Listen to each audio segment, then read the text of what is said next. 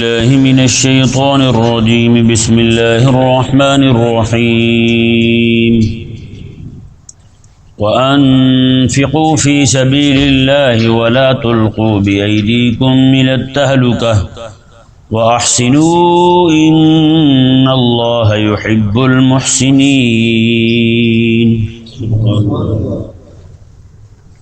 یہ آیت نمبر 195 کا تعلق پچھلے مضمون کے ساتھ ہے۔ پچھلے مضمون میں چونکہ جہاد کا حکم دیا گیا تھا، اس آیت مبارکہ کے اندر اللہ تبارک و تعالی نے جہاد پر مال خرچ کرنے کا حکم دیا، اور جہاد پر مال نہ خرچ کرنے کو اللہ تبارک و تعالی نے ہلاکت اور بربادی قرار دیا۔ اللہ تعالی نے ارشاد فرمایا وَأَنفِقُوا فِي سَبِيلِ اللَّهِ، اور تم اللہ تبارک و تعالی کی راہ میں مال خرچ کرو۔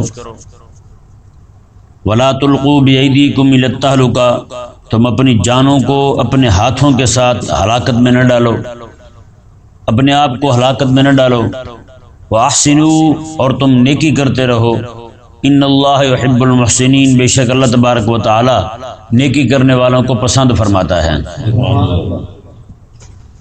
یہ ذہن میں رہے، یہ جو آیت مبارکہ ہے اس سے جہاد میں غلبہ دین کے لیے، کیونکہ جہاد سے مقصد ہی اللہ تبارک و تعالیٰ کے دین کو غالب کرنا ہے، اللہ تعالیٰ کے دین کو نافذ کرنا ہے، اللہ تبارک و تعالیٰ کے کلمے کو بلند کرنا ہے، تو وہاں خرچ کرنا مال جس طرح ضروری ہے، اسی طرح ہر وہ مد جہاں سے اللہ تبارک و تعالیٰ کا دین غالب ہو وہاں بھی مال خرچ کرنا ضروری ہے۔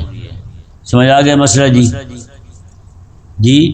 موجودہ دور کے اندر جو مدارس دینی ہیں، جہاں پر خالصتاً دین کی تعلیم دی جاتی ہے، اور وہاں پر تاجر اور وپاری تیار نہیں ہوتے ہیں، جو اس لیے عالم تیار ہوتے ہیں کہ ہم رسول اللہ علیہ السلام کے دین کی خدمت کریں گے، غلبہ دین کے لیے کام کریں گے، وہ والے بچے، ان پر اپنا مال خرچ کرنا اس وقت سب سے بڑی مد ہے جہاد کی۔ سمجھ آیا نا مسئلہ؟ ہاں، سب سے بڑی مد وہی ہے جہاد کی، وگرنہ آپ عموماً مدرسوں میں چلے جائیں تو وہاں کوئی کسی نوکری لگنے کے لیے پڑھ رہا ہے، کوئی کسی نوکری لگنے کے لیے پڑھ رہا ہے۔ جو بچے خالصتاً اس لیے پڑھ رہے ہیں کہ ہم رسول اللہ علیہ وسلم کے دین کے غالب ہونے کے لیے پڑھ رہے ہیں، اور پڑھائیں گے بھی اس لیے ہیں، مدارس دینیہ کو آباد کریں گے رسول اللہ علیہ وسلم کی، وہ اس لیے پڑھ رہے ہیں کہ ان کے بس وہ یہی چاہتے ہیں، ان کے دل میں تمنا یہی ہے کہ قال اللہ اور قال رسول اللہ کی صدائیں بلند ہوتی رہیں بس۔ تو یہ بڑا انتہائی اہم اور ضروری ہے کہ بندہ، اور اسی طرح کر کے ایسی کتابیں جو غلبہ دین کے مضمون پر لکھی گئی ہیں، جس میں لوگوں کی ذہن سازی کا مواد موجود ہے، کہ لوگوں کا ذہن بنے کہ ہم نے جناب رسول اللہ علیہ السلام کے دین کو غالب کرنا ہے، اس کو لوگوں تک اس کی دعوت کو کیسے پہنچانا ہے۔ یہ چیزیں جن کتابوں کے اندر ہوں، وہ جس بھی عالم کی لکھی ہوئی ہوں، وہ کتابیں یہ ذہن میرے اس میں کہ بد عقیدی کی بات نہ ہو، بد مذہبی کی بات نہ ہو، لبرل سیکولر قسم کا مولوی نہ ہو، تو ایسا عالم اور اس کی کتابیں جو ہیں وہ لوگوں تک پہنچانی اس وقت کا سب سے بڑا جہاد ہے۔ سمجھ آیا نا مسئلہ؟ ہاں، جس سے لوگوں کا عقیدہ محفوظ ہو، لوگوں کا ایمان محفوظ ہو۔ اللہ اکبر، آج نعوذ باللہ من ذالک اتنا ظلم ہو رہا ہے کہ مرزائی جو ہے نا وہ جگہ جگہ اپنی کتابیں چھاپ کے مفت دیتے پھرتے ہیں، لوگوں کو مفت دیتے پھرتے ہیں، ہمارے لوگ، ہمارے مسلمانوں کو دیتے پھرتے ہیں، اور ہمیں فکر تک نہیں ہے۔ اور ہمارے جو کام ہیں، ہم نے 4 کام بانٹے ہوئے ہیں، وہی مستحبات، مباحات و بدعات، انہی میں لگے ہوئے ہیں، سارا پیسہ ہمارا وہی صرف ہو رہا ہے۔ مجال ہے کہ ہم اس طرف ہم بھی سوچیں، کافر اپنے کفر کے ساتھ کیسا مخلص ہے، مشرک اپنے شرک کے ساتھ کیسا مخلص ہے، یہودی اپنی یہودیت کے ساتھ، نصرانی اپنی نصرانیت کے ساتھ، نصرانی ان کا عقیدہ شرک کا ہے، وہ شرک کے ساتھ ایسا مخلص ہے۔ ایک مسلمان ہے جو اپنے ایمان کے ساتھ مخلص نہیں، مسلمان ہے جو اپنی توحید کے ساتھ مخلص نہیں، مسلمان ہے جو عقیدہ ختم نبوت اور عقیدہ ختم رسالت کے ساتھ مخلص نہیں، بتائیں۔ تو یہ ایک انتہائی افسوسناک بات ہے، افسوسناک ایک پہلو ہے، افسوسناک بات ہے جو رات دن جناب طبیعت کو یہ ناگواری رکھتی ہے۔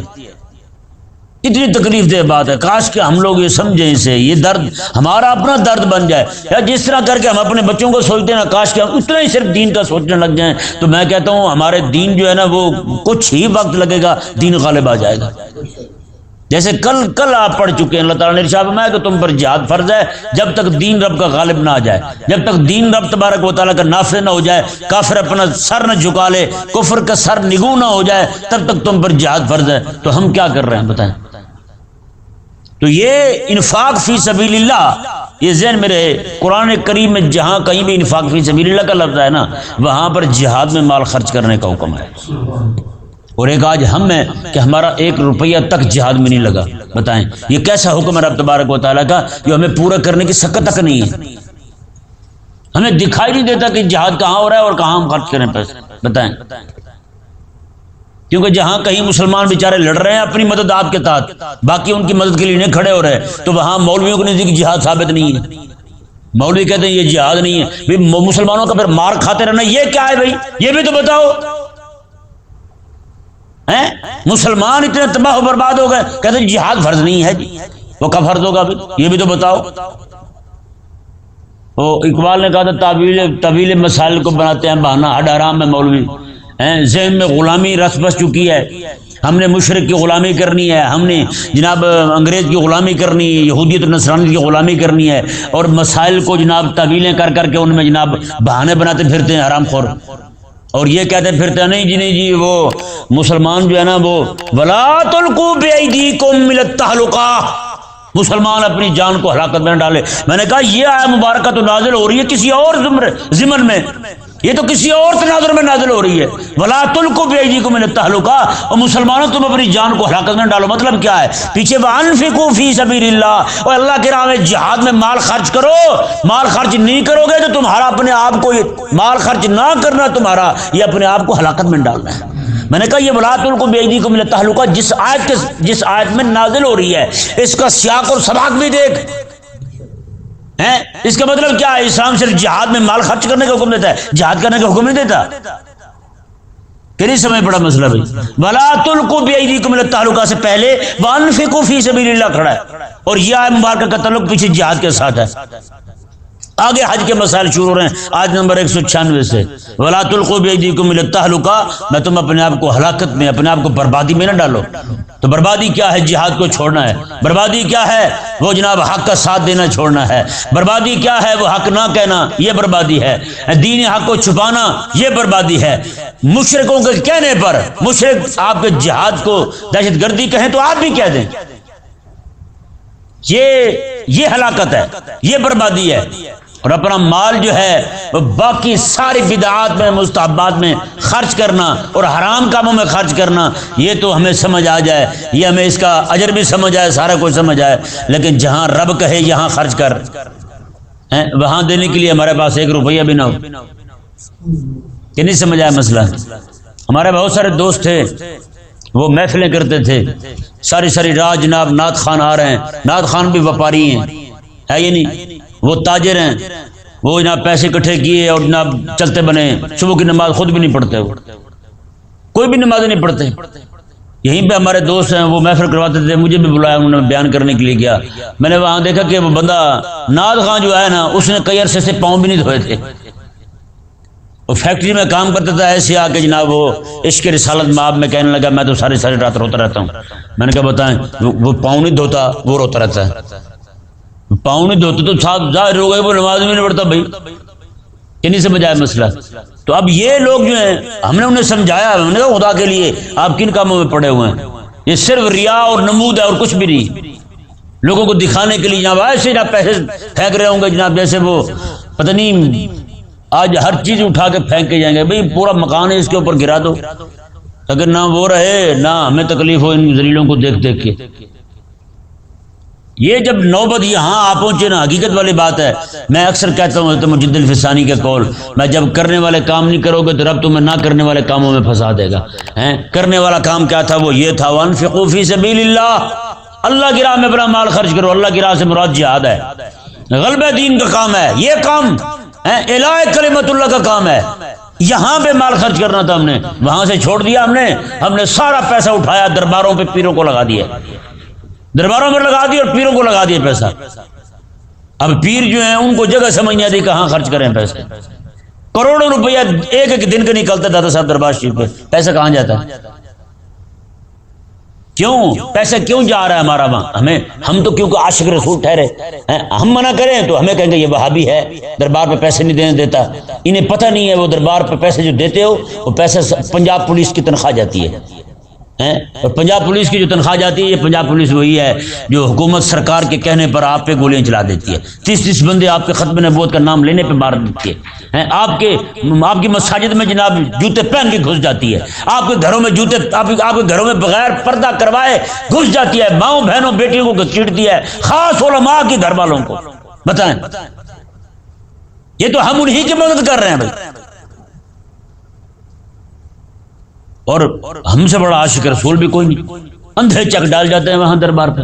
یہاں بیچارے مدرسے کے مولوی چلے جائیں، ادھر لاہور میں ایک بہت بڑا مدرسہ ہے، بہت بڑا مدرسہ ہے جامع نظامیہ ہیں، یہ پچھلے سال کی بات ہے، کئی سارے مہینوں تک وہاں دینے کے لیے تنخواہ کے پیسے نہیں تھے اساتذہ کو، اور وہاں دیکھیں، میں سچ کہہ رہا ہوں، یہ حاجی انصر صاحب ہیں، یہ اور میں باہر بیٹھ جائیں نا، ابھی باہر سڑک پہ بیٹھ جائیں، ایک بینر یہ لگا لیں، ایک میں لگا لوں، یہ کہیں جی میں نے مدرسہ بنایا ہے تو اس کے لیے نا بچوں کے لیے روٹی کے لیے پیسے چاہیے ہیں، شام تک ان کو 500 جمع نہیں ہوں گے، میں وہاں بیٹھ کے اعلان کر دوں میں نے 11ویں کرنی ہے، شام سے پہلے 40 دنوں کو پیسے جمع ہو جائیں گے۔ بتائیں، یہی حضرت غوث پاک رضی اللہ تعالیٰ عنہ کے مشن کے ساتھ دشمنی ہے، یہی حضرت غوث پاک رضی اللہ تعالیٰ عنہ، یہ مزاج ہم نے بنایا ہے، ان ملاؤں نے بنایا ہے۔ جتنا زور ان ذلیلوں نے اس بات پہ لگایا، اتنا زور مدارس دینیہ پر پیسہ خرچ کرنے پر کیوں نہیں لگایا انہوں نے؟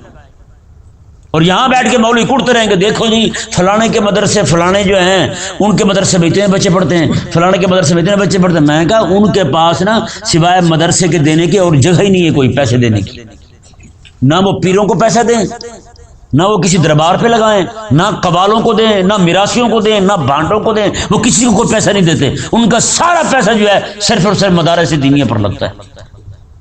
یہی وجہ کہ آج ان کے ہاں بچے زیادہ پڑھنے والے، انہوں نے اپنے بچوں کے وظائف مقرر کر رکھے ہیں، بچوں کو پیسے دیتے ہیں، بچے پڑھتے ہیں وہاں۔ لیکن ہمارے ہاں کیا ہے؟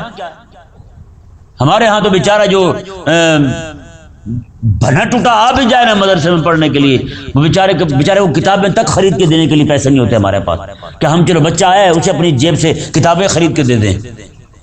کیوں؟ ہم نے لوگوں کا ذہن نہیں بنایا، لوگوں کا ذہن بس لگا دیا کھانے پینے کی طرف بس۔ وَأَنفِقُوا فِي سَبِيلِ اللَّهِ وَلَا تُلْقُوا بِأَيْدِيكُمْ إِلَى التَّهْلُكَةِ۔ اب بتائیں رب تبارک و تعالیٰ میں اگر اپنا پیسہ غلبہ دین کے لیے خرچ نہیں کرو گے تو تم اپنے آپ کو ہلاکت اور بربادی میں ڈال دو گے۔ تو بتائیں بھائی، آج ہلاکت و بربادی پڑی ہے نہیں پڑی؟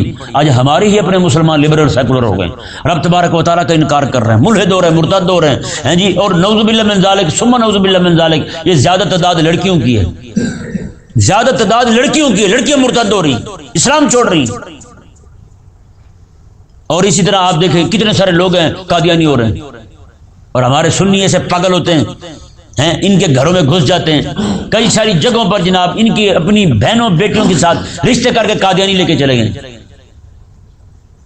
یہ رات کی بات ہے، ایک مولانا صاحب ہیں وہ بتا رہے تھے مجھے، کہنے لگے جی میرے پاس ایک بندہ ہے، راول پنڈی کے عالم، وہ کہتے ہیں رات میرے پاس وہ 2-3 دن کے بعد بتا رہے تھے، مجھے رات بتا رہے تھے، کہتے کچھ دن ہوئے میرے پاس ایک بندہ ہے، تو وہ آگے بابا تھا، وہ کہنے لگا جی میں نانا بن گیا ہوں، کہتا جی میری بیٹی کو 5 سالوں میں شادی کو 4 بچے ہو گئے ہیں اس کے، کہتے مجھے آج پتہ چلا کہ میرا داماد قادیانی ہے۔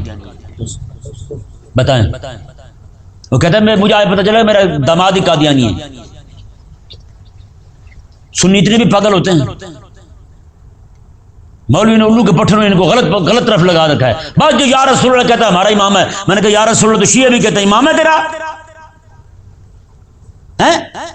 یا رسول اللہ شیعہ کہتے نہیں کہتا بھائی، گوہر شاہی بھی یا رسول اللہ کہتے ہیں، گوہر شاہی 11ویں مناتے ہیں، غوث پاک کو غوث پاک کہتے ہیں، وہ المدد یا غوث اعظم دستگیر کہتے ہیں، جو یا رسول اللہ کہنے والا میرا امام ہے۔ اتنا بھی بندہ پاگل نہ ہو، مومن اتنا بھی پاگل نہیں ہوتا، حقیقت والی بات ہے۔ کئی ماں کا علیہ السلام کا فرمان ہے کہ مومن چکنا ہوتا ہے، مومن کیا ہوتا ہے؟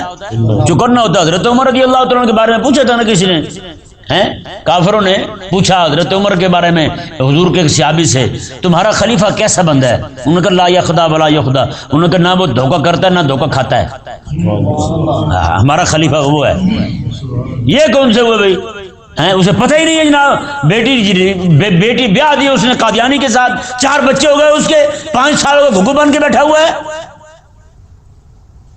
اس لیے میں نے بہت عرصہ پہلے بھی کہا تھا کہ جب نکاح پڑھاتے ہوئے کلمہ پڑھاتے ہیں نا دلہے کو، مولویوں کو چاہیے، مولویوں کو میں نے کہا ہے، میں نے کہا نکاح پڑھاتے ہوئے جب کلمہ پڑھاتے ہیں نا، انہیں کہیں لا الہ الا اللہ محمد رسول اللہ 7 ترجمہ بھی کروائیں، 7 ترجمہ بھی کروائیں، انہیں کہیں کہ کہو اللہ کے علاوہ کوئی الہ نہیں ہے، محمد صلی اللہ علیہ وسلم اللہ تعالیٰ کے آخری نبی اور آخری رسول ہیں،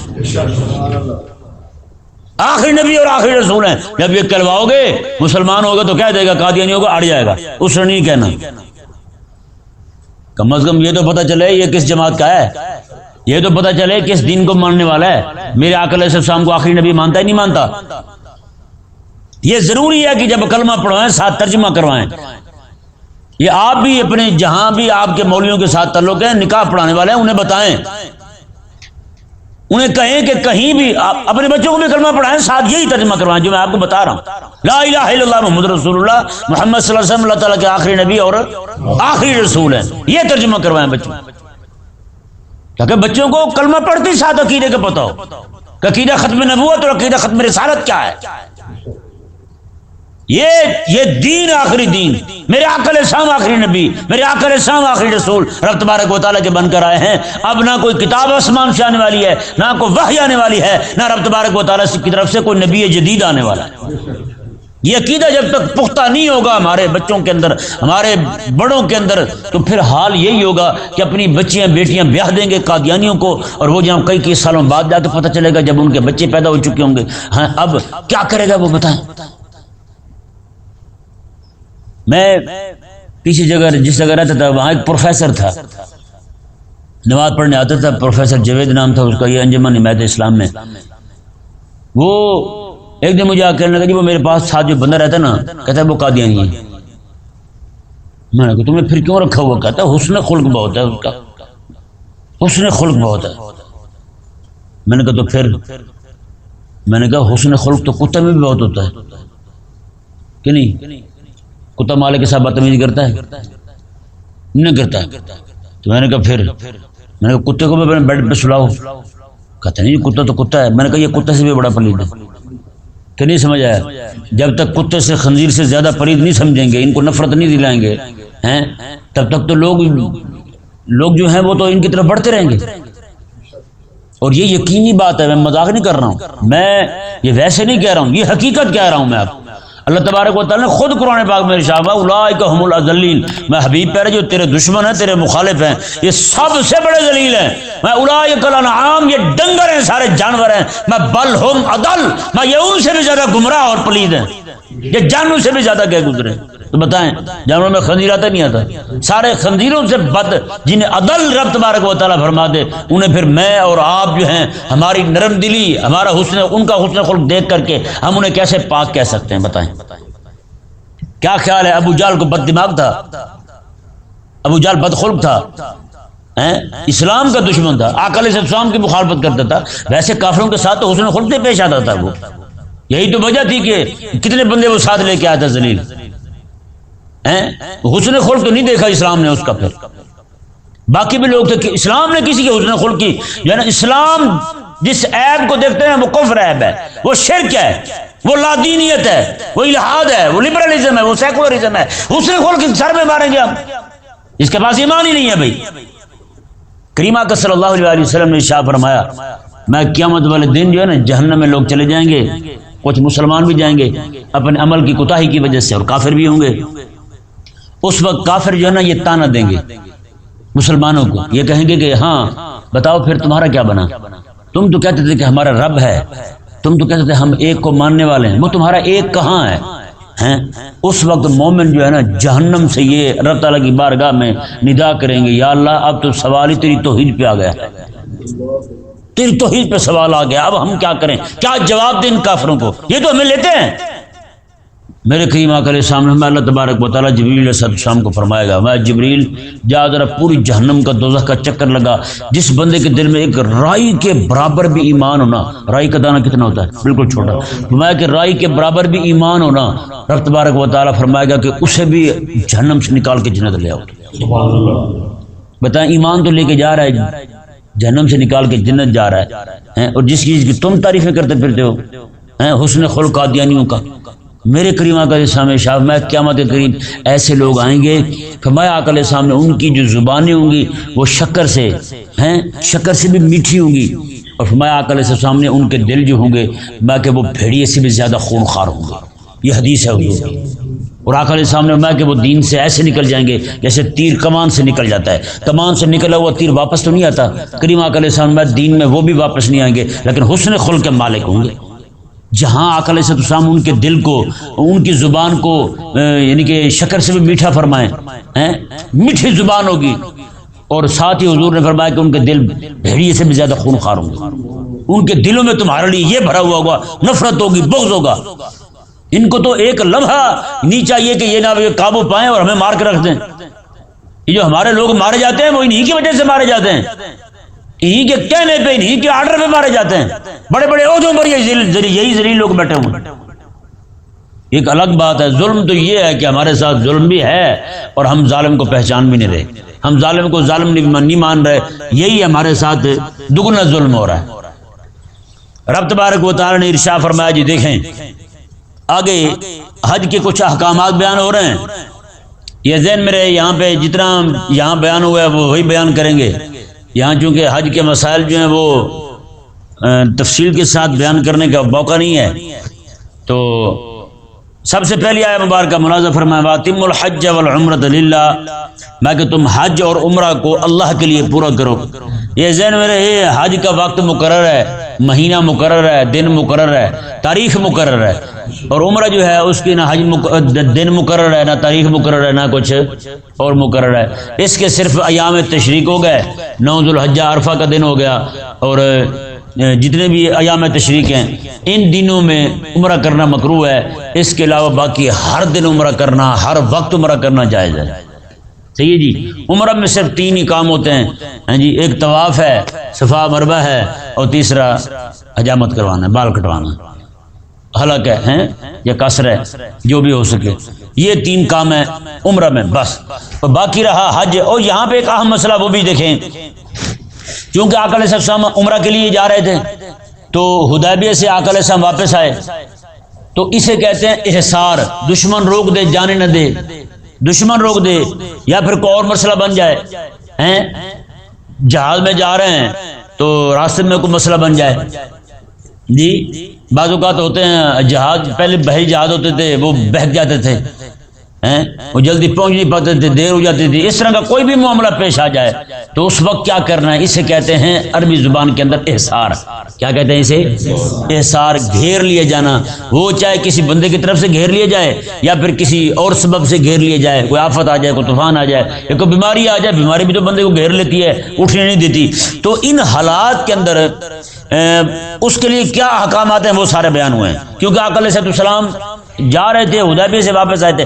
اگلے سال حضور اسی مہینے کے اندر آقا علیہ السلام عمرۃ القضاء کی نیت سے روانہ ہوئے تھے. کس کی نیت سے؟ عمرۃ القضاء. یہ عمرہ واجب تو نہیں ہے نا یہ عمرہ تو مستحب تھا نفل تھا.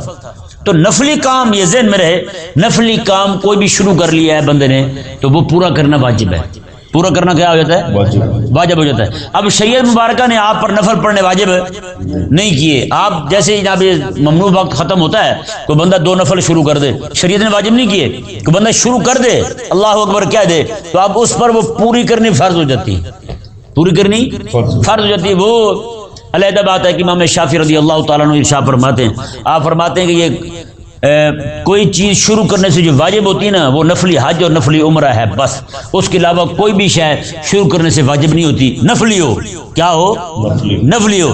تو ہمارے نزدیک کیونکہ ہر طرح کے نفل جو ہیں ان کو شروع کر دینے سے وہ کیا ہو جاتے ہیں واجب ہو جاتے ہیں. ان کو پورا کرنا واجب ہو جاتا ہے. رب تبارک و تعالی نے ارشاد فرمایا حج اور عمرہ کو اللہ کے لیے پورا کرو. فَإِنْ أُحْصِرْتُمْ فَمَا اسْتَيْسَرَ مِنَ الْهَدْيِ اگر تمہیں روک دیا جائے تمہیں گھیر لیا جائے تو جو میسر ہو تمہیں قربانی وہ کرو. بکری میسر ہے تو وہ ذبح کر دو. گائے میسر ہے تو اس کا 7واں حصہ کر دو. اور بھینس ہے کوئی بھی شے ہے دمبا ہے بھیڑ ہے اونٹ ہے اس کا 7واں حصہ کر دو. رب تبارک و تعالی نے ارشاد فرمایا وَلَا تَحْلِقُوا رُؤُوسَكُمْ حَتَّى يَبْلُغَ الْهَدْيُ مَحِلَّهُ، اور تم اپنے سر نہ منڈواؤ یہاں تک کہ تمہاری قربانی کا جانور جو ہے وہ اپنے ذبح ہونے کی جگہ تک نہ پہنچ جائے۔ کس جگہ تک نہ پہنچ جائے؟ ذبح ہونے کی جگہ تک، یعنی کہ وہ خود وہیں ٹھہر جائیں گے جہاں روک دیے گئے ہیں، اپنے جانوروں کو روانہ کر دیں گے۔ وہ جانور پہلے، اب تو وہ نہیں ہوتا، جانور وہیں پہ موجود ہوتے ہیں۔ پہلے یہ ہوتا تھا کہ جانور حاجی لوگ ساتھ لے جاتے تھے، حاجی جانور بھی ساتھ لے جاتے تھے، ٹھیک ہے نا۔ آقا علیہ السلام بھی اپنا قربانی کا جانور ساتھ لے گئے تھے مکہ سے، اور مزے کی بات ہے جو جانور آقا علیہ السلام نے وہاں قربان کیا تھا وہ اونٹ بھی ابو جہل کا تھا۔ کون سا تھا؟ ابو جہل کا اونٹ تھا۔ آقا علیہ السلام نے اور بھی 100 اونٹ قربان کیے تھے حضور نے، اور ایک اونٹ جو تھا وہ ابو جہل کا تھا، وہ آقا علیہ السلام نے بطور خاص وہاں نار فرمایا، قربان کیا آقا علیہ السلام نے رب تعالیٰ کی راہ میں۔ اور وہاں پہ راوی حضور کے صحابی فرماتے ہیں آقا علیہ السلام نے اس لیے اسے ذبح فرمایا تھا تاکہ مشرک جلیں۔ ان کے ابا کا جو تھا نا، ان کا قائد اعظم تھا وہ ابو جہل ہیں، تو ان کا قائد اعظم تھا وہ، تو ان کے قائد اعظم کا جو اونٹ تھا اسے آقا علیہ السلام نے نار فرمایا ان کے سامنے کھڑے ہو کے، تو بتائیں ان کے دل پہ کیا گزری ہوگی؟ وہ کہیں گے بھی ہمارا مسٹر جو ہے وہ بھی مارا گیا اور اس کا اونٹ بھی آج نار ہو گیا، وہ بھی نہیں بچا۔ بہرحال رب تبارک و تعالی نے ارشاد فرمایا ہمارے ہاں حکم یہ ہے کہ جانور جو ہے نا وہ وہاں پہ حرم میں بھیج دیے جائیں، وہیں پہ جب ان کو ذبح کر دیجیے یا اونٹوں تو نہر کر دی جائے، تو پھر جو ہے حاجی جو روک دیا گیا ہے بیماری کی وجہ سے یا کسی بھی وجہ سے، پھر وہ اپنا حلق کروا لے یا قصر کروا لے، جو بھی کروا لے، اس کے کرنے کے بعد پھر احرام کھول دے۔ لیکن امام شافعی فرماتے ہیں جہاں روک دیا گیا ہے وہیں پر قربانی کر لے، اس کی قربانی ہو جائے گی، ٹھیک ہے جی۔ رب تبارک و تعالی نے ارشاد فرمایا فمن کان منکم مریضا او به اذى من راسه ففدیہ من صیام او صدقۃ او نسک، فرمایا کہ ہاں کوئی بندہ مریض ہو، بیماری لگ جائے اسے، یا پھر تکلیف ہو اس کے سر میں، یعنی سر میں درد ہو بالوں کی وجہ سے، یا پھر اس کے سر میں جوئیں پڑ جائیں، جوئیں زیادہ ہوں، وہ گر گر کے اسے تنگ کر رہی ہوں، ایسی صورت کے اندر وہ بندہ حالت احرام میں قربانی ہونے سے بھی پہلے اپنے سر کے بال کٹوا سکتا ہے۔ سمجھ آ گیا مسئلہ؟ بڑے بالوں کی وجہ سے سر میں درد ہوتا ہے، کبھی جوئیں پڑ جاتی ہیں، کبھی ویسے تکلیف ہوتی ہے، تو ان صورتوں میں بندہ جو ہے وہ قربانی کرنے سے بھی پہلے اپنے سر کے بال منڈوا سکتا ہے، اسے اجازت ہے۔ اور اب تبارک و تعالی نے فرمایا اس کا فدیہ دے۔ فدیہ کیا ہے جی؟ وہ تو یا تو 3 دن کے روزے رکھے یا پھر صدقہ دے۔ صدقہ کیا ہے جی؟ وہ 6 مسکینوں کو ایک ایک صدقہ فطر کے برابر روٹی دے، ایک ایک صدقہ فطر کے برابر روٹی دے، یہ صدقہ ہے۔ اور نسک اور قربانی، یا پھر قربانی کر دے ایک، یعنی ایک بکری یا پھر بڑے جانور میں 7واں حصہ رکھ لے۔ رب تبارک و تعالی نے ارشاد فرمایا فَإِذَا أَمِنْتُمْ، ہاں جب تم امن میں ہو، بیمار ہو تو تندرست ہو گیا، امن میں آ گیا، یہ جہاز میں جا رہا تھا، راستے میں جناب وہ طوفان نے گھیر لیا، رک گیا جناب وہ جہاز سے وہ جا نہیں سکا، تو اس حالت کے اندر جب وہ بندہ خوف سے باہر نکل آئے تو پھر کیا کرے؟ فمن تمتع بالعمرۃ الی الحج فما استيسر من الهدی۔ یہ ذہن میں رہے، حج کی 3 قسمیں، حج کی کتنی قسمیں؟ حج کی 3 قسمیں۔ سب سے پہلے ہے حج افراد، اسے حج مفرد کہتے ہیں۔ یہ ہے کہ بندہ جائے وہاں عمرہ کرے، عمرہ کرنے کے بعد احرام کھول دے، حلق کروا لے، اس کے بعد پھر جب حج کا وقت آئے حج کا احرام باندھ لے، حج کا احرام باندھنے کے بعد یعنی عمرہ بھی علیحدہ کر لے، حج علیحدہ کر لے، اسے کہتے ہیں حج، اسے کیا کہتے ہیں؟ حج مفرد، یہ حج افراد۔ اور دوسرا حج جو ہے وہ ہے حج تمتع۔ کیا ہے؟ حج تمتع ہے، نہیں وہ حج افراد جو ہے نا اس میں صرف حج کرے، کیا کرے؟ صرف حج کرے، وہ حج افراد۔ حج تمتع یہ ہے کہ بندہ جو ہے نا وہاں جائے، احرام باندھے، اس میں عمرہ کرے، پھر احرام کھول دے، پھر اسی ہی سفر میں وہ حج کر لے، اسی سفر میں حج کر لے۔ اور حج قران یہ ہے احرام باندھے، وہاں جا کر احرام عمرہ کر لے، احرام نہ کھولے، ویسے احرام کے ساتھ پھرتا رہے، جب حج کا وقت آئے حج کر لے اسی احرام کے ساتھ، اسے کہتے ہیں حج قران۔ کیا کہتے ہیں اسے؟ حج قران۔ یہ ذہن میں رہے، یہ حج قران اور حج تمتع یہ صرف وہی کر سکتے ہیں جو آفاقی ہیں۔ کون ہے؟ آفاقی۔ آفاقی وہ ہر اس بندے کو کہیں گے جو بندہ میقات سے باہر کا رہنے والا ہو، وہ چاہے جہاں کا بھی رہنے والا ہو۔ میقات جو مقرر کیے گئے نا، جہاں سے حاجی کو احرام باندھے بغیر گزرنا جائز نہیں ہے، ہیں آقا علیہ السلام نے جو مقرر کیے ہیں چاروں جانب سے ہیں جی، عراقی کہاں سے باندھے، وہ پاکستانی ہندی کہاں سے باندھے، بنگالی کہاں سے باندھے، اور دوسرے ملکوں کے جو ہیں وہ کہاں سے احرام باندھے، وہ جو جگہ ہے اسے کہتے ہیں میقات. کیا کہتے ہیں؟ میقات کہتے ہیں. تو میقات سے باہر کے جو لوگ ہیں ان کے لیے یہ حکم ہے کہ وہ حج قران اور حج تمتع کر سکتے ہیں، ان کو اجازت ہے. وہاں کے جو رہنے والے ہیں ان کے لیے اجازت نہیں ہے. رب تبارک و تعالی نے ارشاد